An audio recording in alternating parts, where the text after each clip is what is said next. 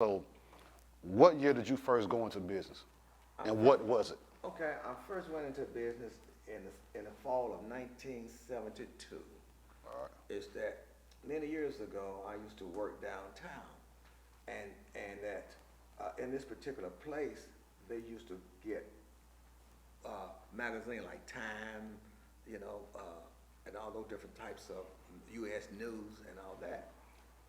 And as I'm there, sitting down waiting on the customer, I would read these magazines, and I read where the Small Business Administration was lending minority money to go into business.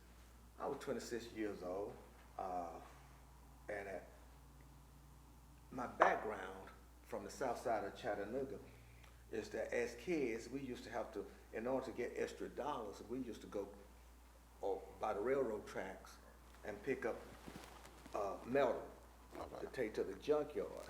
So that was more of a business too, two or three of us, and we would get together on Saturday morning with our mode of transportation was the little red wagon, the Western Flyer wagon, and a croaker sack. You know what a croaker sack is? No, I don't. Okay, a croaker sack is when potatoes used to come into these 50-pound bags.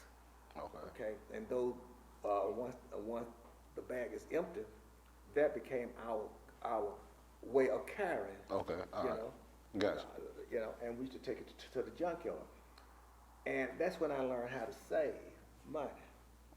What our problem is, not everybody, is that we have not learned how to save. Follow me? And that we're gonna have to learn how to save and invest. Well, get to the point. The answer to your question is that I'm sitting on the side of the bed one night. I had a little calculator, and I said that if I buy a certain number of pants and sell them for this amount of buying at this particular price and sell them for this particular price, I will make a profit. Then I say if I add some shirts to this particular number, I will make this. And it just clicked. Hey, I can go into business. But at that particular time, young people like myself was not going into business. We was taught to go to college and get an education. And that's what I did.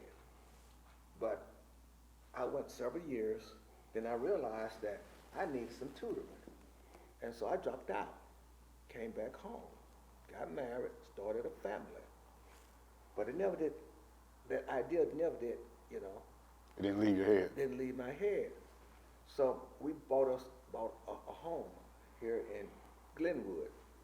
And at that particular time, land was affordable in this particular area. And so we got a mortgage. So I decided to do the math on the mortgage for 30 years. We was paying something like $69, believe it or not, we were paying $69.50, I think. For mortgage? For a mortgage, man. Okay. I did the math on it. I realized that we're going to pay 3 times as much for this particular home, and I couldn't see that. So I decided to pay the mortgage off, and so the rest of it's history. I got a loan, a small business administration loan, and I put the house up as collateral.